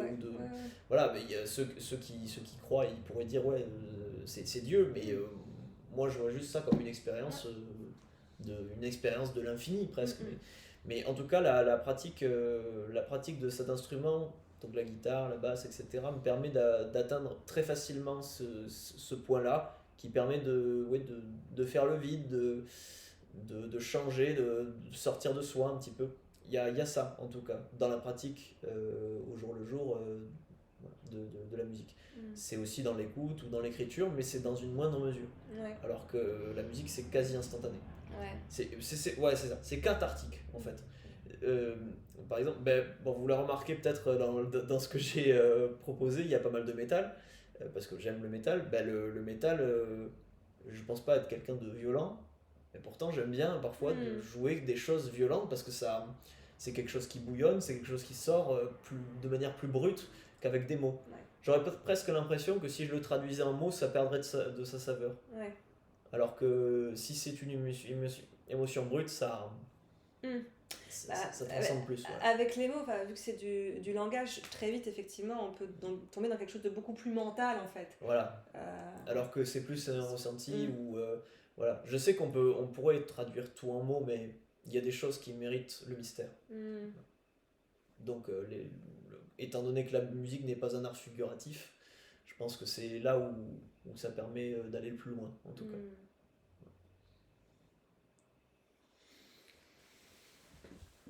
Je pense que la littérature sert autant à fournir du mystère, à circonscrire le mystère qu'à donner des réponses, voire plus. Moi, je préfère dire plus, c'est ce que j'essaye de faire. Mais ouais, déjà, j'abonde dans tout ce que tu as dit. Je joue plus de musique depuis longtemps, mais c'est un regret de toute façon, donc j'abonde. Même des fois, pas pour. En fait, moi j'étais batteur. Ah oui, donc. J'ai juste mal à la place. En fait. Ah oui, voilà, ouais. Je devais ranger mes vêtements, donc j'ai descendu de la batterie et j'ai monté une commode. C'est aussi simple que ça. Tous les jours, je dis à mon fils qui a un piano dans sa chambre et qui n'y joue quasiment pas, je lui dis, tu veux pas descendre le piano, on monte la batterie, je t'apprends. Bon, après, c'est aussi pour moi, quoi. Comme ça, il y a une batterie dans la maison. Mais bon. Qu'est-ce que ça m'apporte là, pareil, comme je disais, je dessine quasiment plus. Mais moi, j'ai envie de dire quelque chose qui, dans l'idée, est quasiment diamétralement inverse de ce que tu as dit. C'est la pratique d'art qu'on maîtrise pas ou mal, ou on est toujours en train d'apprendre à maîtriser. Ce qui est le cas de la littérature, tu vois, mais quand t'écris 15 heures par jour, t'oublies que tu sais pas écrire, tu vois. T'oublies facilement. Quand tu te confrontes à des trucs que tu fais pas très souvent, mais que tu dois absolument faire parce que c'est dans les tâches que tu as à faire, ou parce que tu as envie de faire autre chose pour une fois, et que tu te rends compte que tu sais pas faire, ça te permet de réapprendre l'humilité que tu as peut-être éventuellement oublié. La grande vertu de l'humilité, c'est de te rappeler que tu peux tout apprendre, quoi. Si tu te confrontes à un dessin que tu sais pas dessiner, que tu laisses tomber, tu te rappelles que si tu le voulais vraiment, tu pourrais, et que tout le chemin que tu as accompli jusqu'ici, ça partait d'une incompétence totale pour arriver à finalement là où tu es arrivé, quoi. Et t'es toujours, du coup, tu te remets en situation d'apprendre constamment et en permanence. Je sais qu'en jeu vidéo, on est tout le temps confronté à des situations qu'on ne sait pas gérer. Et c'est une galère permanente jusqu'au moment où tu te rends compte que tu as réussi à accomplir quelque chose, quoi.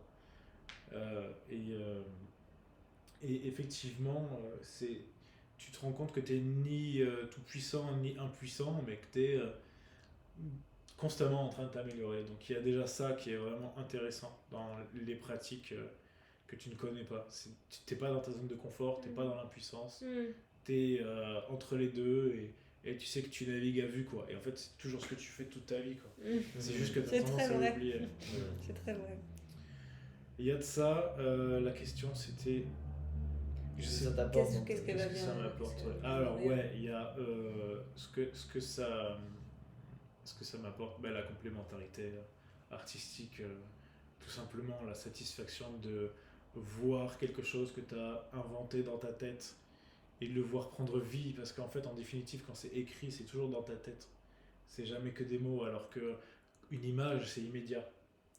Alors que ce soit toi qui l'aies fait ou quelqu'un d'autre, en fait, au final, le résultat, pour moi, il est identique. Identique. Il y a toujours interprétation de la personne qui l'a dessiné, mais c'est quelque chose de plus. C'est presque mieux, en fait, en définitive. C'est de voir prendre vie quelque chose que tu as imaginé avec le recul que tu as sur cette image. Tu te dis, elle ne m'appartient plus, et c'est un soulagement. C'est même tout ce que tu voulais, en fait. C'est de faire en sorte que ce que tu avais dans la tête parvienne au monde, quoi.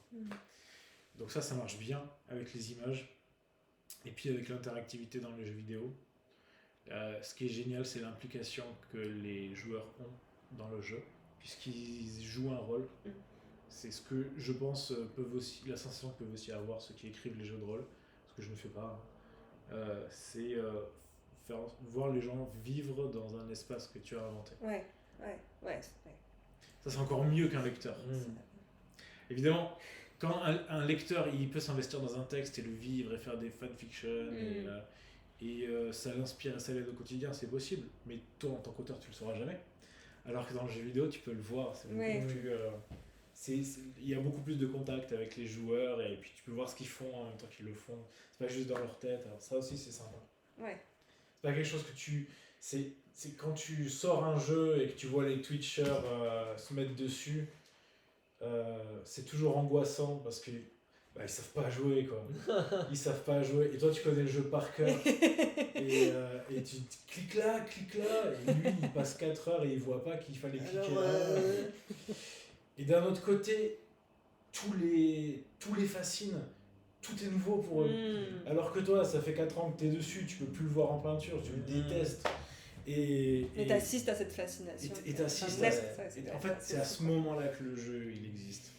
Parce que toi, quand tu l'as fait, il n'existe plus, tu vois. Tu t'en es débarrassé. Et il renaît au moment où les gens ils l'expérimentent.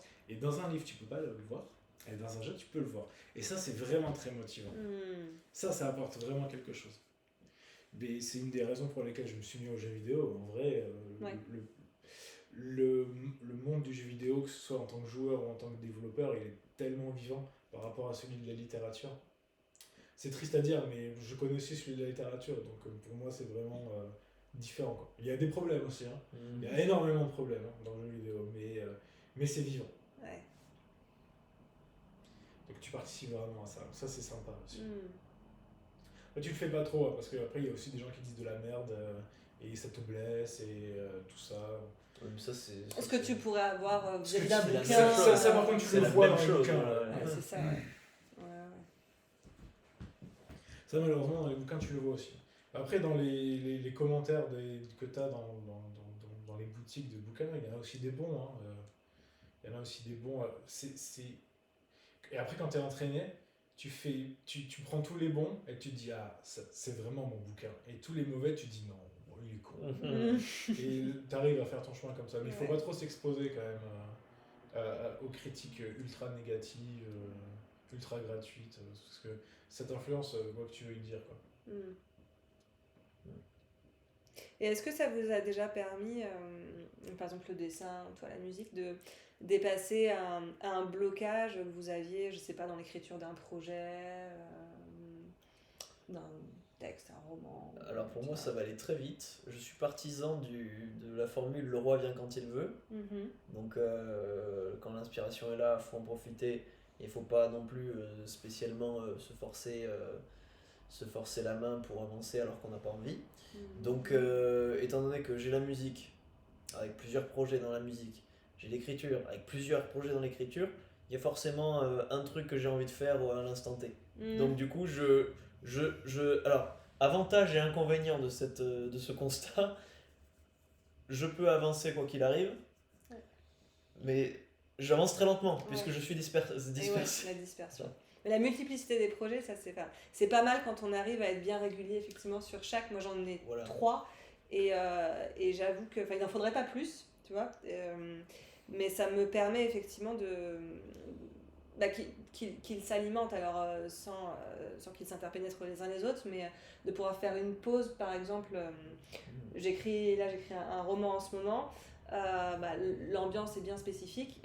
Ça me fait du bien parfois de passer à un autre projet qui va être plus léger, ou alors mon projet de mise en voix, parce que ça va pas venir nourrir les mêmes choses, et ça permet effectivement de contourner les pads. Ça c'est pratique, ça marche bien. Après il y a certains projets dans lesquels il faut se confronter au vide, à la panne, parce que je dis pas que c'est votre cas, hein, mais il y a beaucoup de gens, une fois qu'ils sont confrontés à une difficulté, ils laissent tomber et ils commencent un autre projet, et du coup ils finissent jamais les projets. Ça c'est le travers. Et c'est le travers de beaucoup d'écrivains. Moi, dès le départ, hein, quand je me suis mis à écrire, j'ai compris très vite que si je voulais pouvoir finir un projet, il fallait que je vise la fin. Donc, quand je commence un projet, je sais que je vais le finir. Et mon but, c'est de le finir le plus vite possible. Alors, dans les mesures de ma santé, hein, pour le dire brièvement, protégez votre santé, hein, c'est très important. Mais c'est marrant, la conséquence de ça, c'est que je fais souvent des projets trop courts, trop brefs, enfin pas trop courts, mais trop brefs, et pas assez compréhensibles parce qu'ils sont trop brefs. Donc du coup, au lieu de faire comme certains auteurs qui vont avoir tendance à supprimer, moi je vais avoir tendance à rajouter. J'en avais dit la dernière fois en plus. Parce que effectivement, mon seul but étant d'arriver le plus vite possible à la fin, effectivement il y a plein de trucs qui sautent beaucoup trop facilement, quoi. Ils vont passer d'un point A à un point B, et comment ils sont arrivés là, je retrouve bêta lecteur qui me disent... Mais ils sont arrivés à la fin, c'est bon. J'ai pas du tout compris comment ils sont arrivés là. C'est pas grave, on va reprendre calmement. Déjà il y a ça, arriver le plus vite possible à la fin pour être sûr que le truc soit fini. Ensuite, il y a le fait que je peux pas toujours me payer le luxe d'être de bloquer, de passer à autre chose. Parce que moi, de mon côté, c'est principalement du travail professionnel. C'est ça la différence. Et souvent avec des deadlines. Pas toujours. Parce que j'ai la chance d'intervenir suffisamment tôt en production pour que toute une partie du travail se fasse tranquillement. Mais quand on a des deadlines, des fois il faut se... Alors en jeu vidéo pas trop, parce que dans la boîte on a comme philosophie de jamais cruncher, on appelle ça. C'est-à-dire avoir tendance à faire 2 heures supplémentaires de folie comme il y en a dans plein de boîtes. Mais on sent quand même le stress de la deadline. Parce que en fait c'est simple, si tu dois sortir le jeu et qu'il est dégueulasse, tu vas te reprendre un retour de bâton des joueurs. Et puis pour les projets de commande, de bouquins, souvent le livre est déjà vendu, qu'il n'est pas encore écrit. Donc tu as 3 mois pour écrire un livre. Et là, tu n'as pas le choix, inspiration par inspiration, tu charges. Quoi. Ouais. Et donc du coup, là où je voulais en venir avec tout ça, c'est qu'il y a des techniques pour dépasser le manque d'inspiration. Plein de techniques qui viennent du scénario de cinéma, qui va être de le casser en plein de petites tâches, avec pitch, synopsis, déroulé, tout ça, donc, toutes ces techniques-là, plus le fait de être capable de casser en plusieurs étapes, en plusieurs tâches, ne serait-ce que même un paragraphe. C'est-à-dire un paragraphe, tu vas d'abord décider ce que tu vas écrire, ensuite tu vas décider l'ordre dans lequel ce sera dit, ensuite tu vas écrire les phrases, ensuite tu vas décider comment les phrases vont être belles ou pas. Et ça peut être 5 séances d'écriture différentes sur 3 lignes. C'est la micro-architecture à ce stade. Ouais. Et j'ai fait effectivement du jardinage, comme on dit. Donc le jardinage, c'est le fait d'écrire au fil de la plume. C'est là où tu es le plus souvent bloqué. C'est là aussi où tu vas trouver le plus d'originalité, le plus de ressources, les choses les plus intéressantes. Ça, je suis absolument d'accord avec ça. Mais l'architecture... En termes d'avancée. L'architecture, elle te permet d'avancer. Je te rejoins, oui, je te rejoins beaucoup sur ça.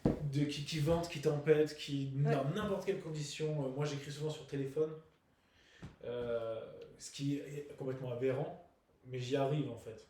Et c'est juste qu'il y a des techniques, c'est tout. Ouais. Moi, j'étais très jardinière avant. Je suis passée au plan. Ouais. Et là, je le vois pour mon roman, j'ai jamais autant avancé. Mais je me laisse... je planifie pas, je fais pas de la micro-architecture comme ça, justement, parce que je suis pas bloquée non plus. Mais je vais prendre le temps de penser mon chapitre avant de me lancer dedans.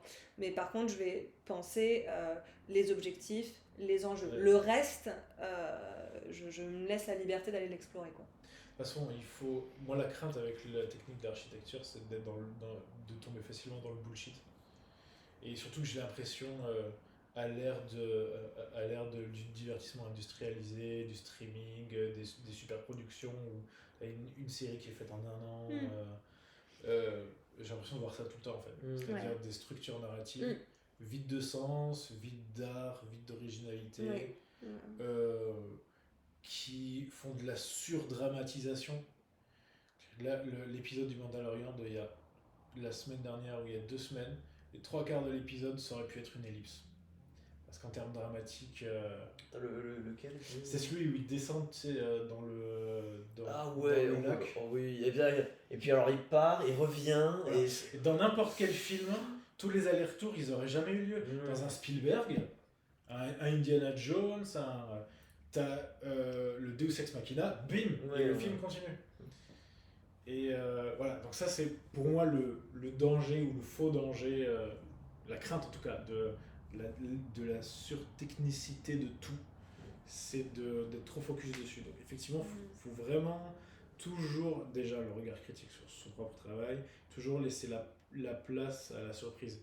C'est-à-dire, quand tu écris, tu vas avoir une idée, et c'est là que la littérature se passe, pour moi. C'est quand tu es en train d'écrire et que là tu as envie de faire une dinguerie. Mais c'est là qu'il faut dire, il faut la laisser venir et la faire. Même si ça pète ton plomb, à mon avis. Et j'ai les meilleurs personnages qui ont été créés comme ça, les meilleurs événements qui ont été créés comme ça, les meilleurs retournements de situation. Tout a été créé comme ça. Et en fait, c'était son père depuis le début. Mais franchement, alors Star Wars, ça n'a pas été écrit comme ça se voit, mais pour tous les spectateurs, c'était ça. Et c'est ça qui était génial. Et donc du coup, pour moi, les méthodes d'architecte, ça doit juste permettre d'avancer. Mais tout le reste doit rester Alors, c'était de l'art, quoi. Ouais, Et dans des situations de production un peu tendues, avec des clients, avec des enjeux économiques, c'est difficile. Hein. ouais. Mais il faut rester focus dessus. Pour moi, c'est le plus important. Il y a Juliette qui disait que le fait d'être sur scène, par rapport à la question que je vous avais posée, ça lui apportait le contact direct avec les personnes, ce qu'elle n'a pas en écriture, où le contact est plus lointain et toujours en différé. Et Bah, écrit du théâtre. L'écriture reste une activité solitaire, quoi. L'écriture en tant que telle. Ouais. Ouais. Ça existe, hein, l'écriture en groupe. Hein. Moi, j'ai jamais fait. Les roches. Même quand tu... Et puis même en jeu vidéo, c'est terrible parce que... ou même en BD, mais un peu moins en BD, parce qu'on avait fait attention de prendre des auteurs de BD, donc ça allait un peu mieux, mais si tu te charges du texte, tu vas, en tout cas dans les équipes indé où il n'y a pas beaucoup de monde, il n'y a pas d'équipe narrative, tu vas être en situation d'être celui qui s'occupe du texte. Et donc si tu livres un texte, les gens ils vont te dire ok. Ça, il n'y a rien de pire pour un écrivain. C'est-à-dire que tu es responsable du texte. Donc les fautes, c'est ta faute. Si c'est nul, c'est ta faute. Tout est ta faute. Et ça, personne te le dit, mais tu le sais, en fait. Et personne ne va te dire, ouais, c'est un peu de la merde. Et alors que tu peux rien dire de mieux à un auteur dans une situation de groupe comme ça. Ouais, je pense qu'on peut dire la même chose pour la musique, parce qu'il y a des gens qui ont des projets, tu vois, et genre tu leur fais un truc, mais bon. Et puis ils disent, ouais, c'est bon. Et ils discutent pas tes choix, etc. Ils disent pas ça peut être mieux comme ça, non. Du coup, c'est dommage parce que tu peux pas. Ouais, après, il faut être indulgent, c'est très dur à analyser un texte. Voilà. Et quand tu es l'écrivain du groupe, c'est toi qui es le mieux placé pour l'analyser. Et même si tu sais que ce sera pas ouf, t'es obligé de l'assumer parce que les autres ils savent pas. Ils savent pas. Puis s'ils ont un avis, des fois il est complètement éclaté aussi, tu vois. Donc. Je pense que c'est par rapport à ce que tu disais, par rapport à la place qu'il fallait se laisser, par rapport au fait d'inventer. Wanou qui dit facile à dire, vous n'avez pas la même pression économique sur les épaules qu'un Spielberg et ça change beaucoup de choses. Ah le pauvre, je suis vraiment désolé. Non, c'est vrai, c'est vraiment triste pour moi. Non, je sais pas, enfin. Je sais pas quoi dire. Parce que c'est une pression que tu peux ressentir aussi quand on te passe une commande. Mais. Est-ce que je ressens la pression de Spielberg quand on passe une commande Non, pas celle de Spielberg, mais tu parlais du fait, voilà, tu as la commande et tu dois l'honorer tout en te ménageant cet espace-là de pouvoir continuer à créer. Quoi. En fait, c'est une éthique. C'est une éthique, c'est-à-dire que, en plus, c'est un débat qu'on a en ce moment avec l'intelligence artificielle. On a fait un live sur ça il y a 2 jours. Avec les auteurs qui viennent des AAA et qui eux se font écraser par leur manager et on leur demande d'écrire 50 000 variations de bonjour. Moi je sais que faire ce genre de travail, je vais le faire et puis je vais faire un burn-out et je vais dire ciao, je retourne en indé quoi. Quand tu es responsable de ton poste, c'est aussi ta responsabilité de dire c'est simple, si on va faire ça, c'est de la merde. Et après, au final, c'est pas toi qui tranches.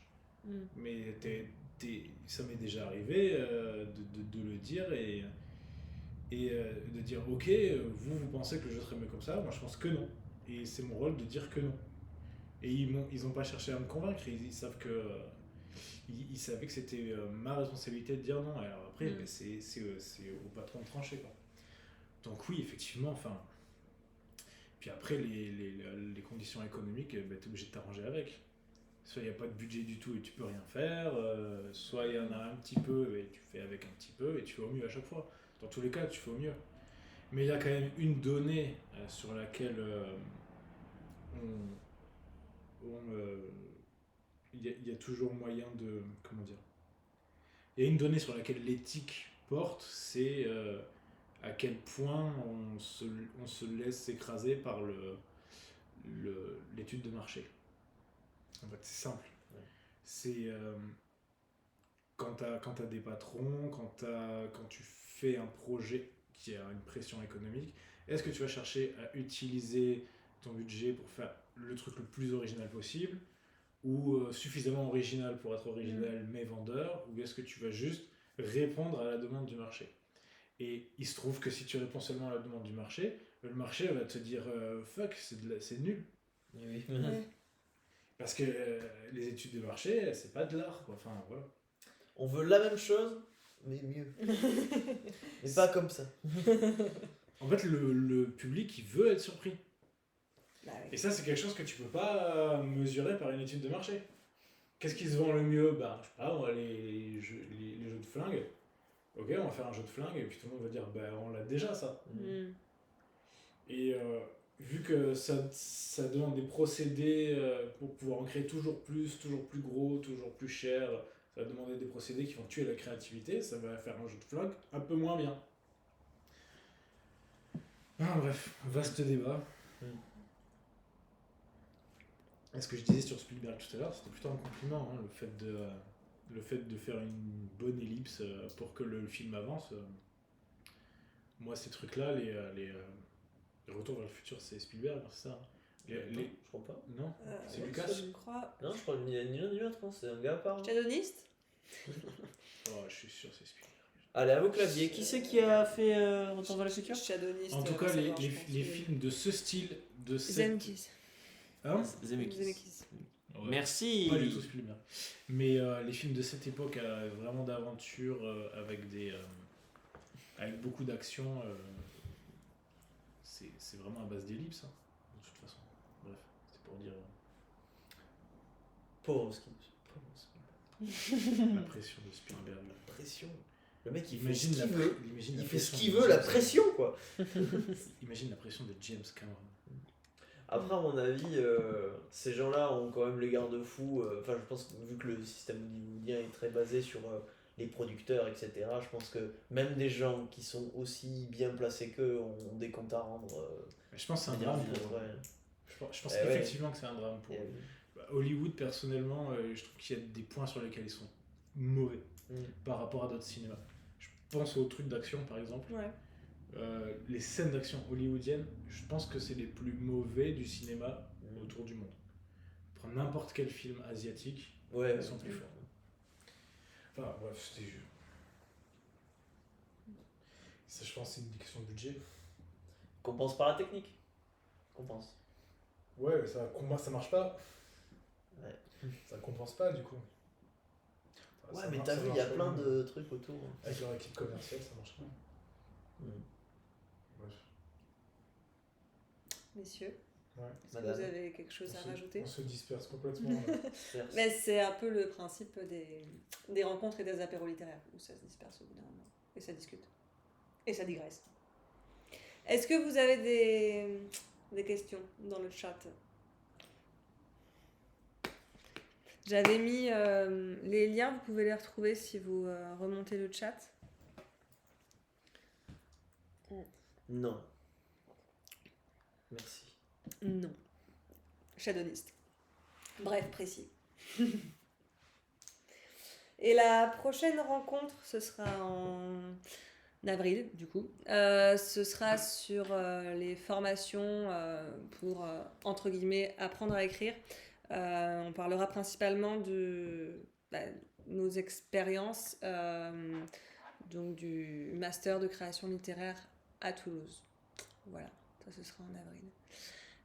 Merci pour la richesse des échanges, nous dit Juliette. Merci, à toi d'être Juliette. passé. Merci Juliette, merci d'avoir été là. Matt nous dit aussi que c'était très très intéressant. Et Shadowist dit ha ha ha. Hi hi hi. Ben merci d'avoir suivi ce live. Il sera en replay sur YouTube d'ici une dizaine de jours, je pense.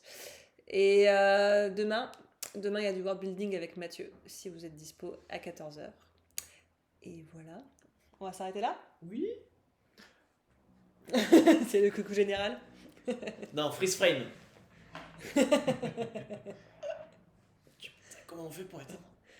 Comme ça, on lance la musique. Ok.